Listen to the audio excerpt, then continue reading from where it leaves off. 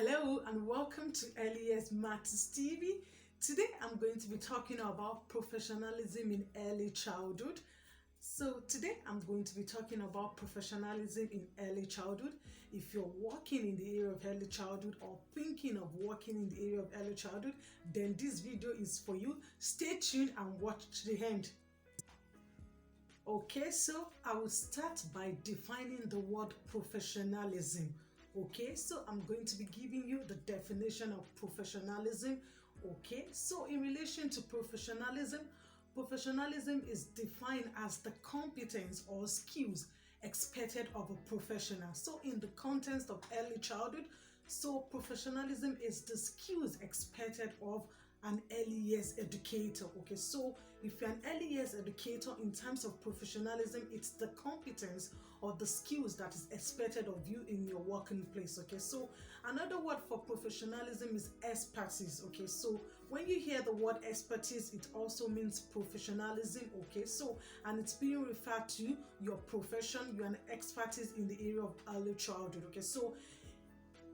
Okay, so I'm just going to be talking about some of the skills that is expected of an early years educator. Okay, so the first skills that is expected of an early years educator is you need to have passion for kids, okay, for children. Okay, so you need to love children. You need to have genuine interest in relation to young children from birth to 6 years. Okay, so that's one of the skills that you need to have. Okay, as an early years educator, you need to have passion for the subject area, which is early childhood care and education. Okay, so another skills that is expected of a professional and early years educator is you need to have a non-judgmental approach. Okay, so you need to have a non-judgmental approach. What do I mean by non-judgmental approach? It means that children will be coming into your settings. You're going to be dealing with parents, you're going to be dealing with people, and when these people come to you, when they have something to discuss with you or they have something to say to you, you don't have to judge them. Sometimes when people say things, you're like, yeah, I know that person is going to do it. I know this is what this person is made of. You can't do that as a professional in the area of early childhood. You have to have a non-judgmental approach towards children, towards parents, towards your co-worker, towards your supervisors, towards your manager. So this is really important. As an early years educator, you need to have a non-judgmental approach. Okay, so another skills that is expected of you as an early years educator to have is you need to have empathy. Okay, in terms of empathy, you should be able to put yourselves in children's shoes. Okay, so for example, if you have a child that is happy, you need to imagine how that child is feeling at that particular time. Or also, if you have a child that is sad, in relation to empathy, you need to be able to put yourself in that child's shoe to see what that child is feeling. Okay, so another skills that you need to have as an early years educator, as a professional in the area of early years childhood and education, is you need to have patience and you need to be kind. Okay, so you have to be patient, you have to be kind. This is required of you because you're dealing with young children from birth to 6, and you're also going to be dealing with parents, you're also going to be dealing with staffs as well. So this skill is needed of you. Okay, so another skill that is needed of you as an early years educator is you need to have your communication skills. Okay, so you should be able to communicate. You have to possess the skills to be able to communicate in terms of verbal and non-verbal communication. So in terms of verbal communication, written communication, because you're going to be writing reports like every day. You're going to be giving parent feedback in relation to how their children's day went in your setting, and this has to be written. Sometimes some of this feedback are formal feedback that you have to write a note to parent every day. So it's really important. One of the skills that is expected of you as an early years educator is you have to be very good in relation to your communication, both verbal, non-verbal, your writing skills, your speaking skills, your facial expressions. So in relation to communication as an early years educator, you have to be able to communicate with people. Your facial expression should say it, or smiling. As an early years educator, you have to be able to smile all the time. You should have a smiling face on. I know sometimes things are going on behind the scene, but as an early years educator, you should not let this affect you whenever you come to work. Okay, so another skills that you need to have as an early years educator is you need to be calm. because there's some situations that you be dealing with. Okay, how are you able to calm in an emergency? Okay, if an emergency situation happens in your setting, like for example, if something happens to your child, what skills do you have in relation to be able to deal in that kind of situation? Are you going to be frustrated? Are you going to be panicking around? So it is really important as an early years educator. One of the skills that you need to have is you have to be calm and attend to situations. Whenever situations happen, your ability to be able to attend to this situation says it all. I'm going to cite an example. Like for example, if something happens to a child in your setting and you're panicking, so what signal are you sending to other children in the setting? And bear in mind, we're talking about children from birth to 6 years here. When something happened, you're panicking around, it's going to lead to the children. Some of these children might be sad, they might be crying, they might be fidgeting. So you need to have this at the back of your mind, that as an early years educator, one of the skills that you need to possess it, you need to be calm and attend to every situation. Whatever happens, if an emergency happens, you just have to just calm down, take a deep breath and deal with the situation as it occurs.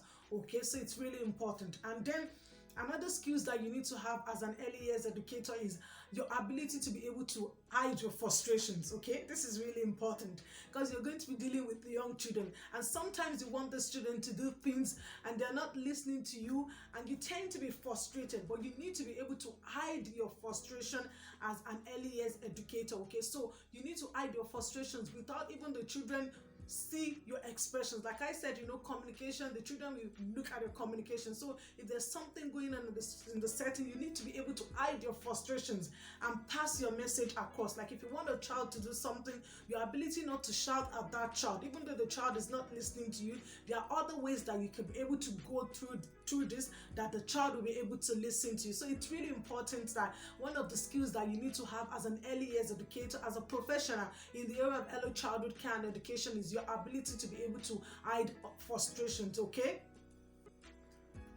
another skills that you also need to have as a professional in the area of early childhood care and education is you need to be mindful of the language you use when you're around children. Okay, like I said, we should aim to be positive role models to these children, so you need to be mindful of the languages that you use when you're around children. There's no need for you to be saying, oh, I'm only messing, I'm only joking.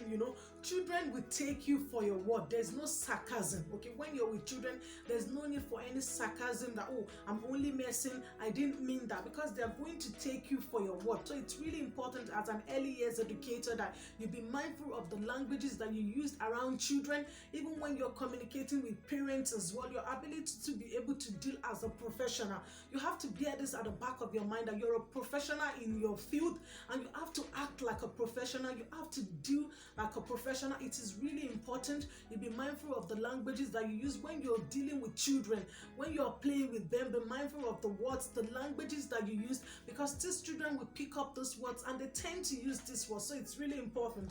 And when you're dealing with parents as well, you deal with parents as a professional.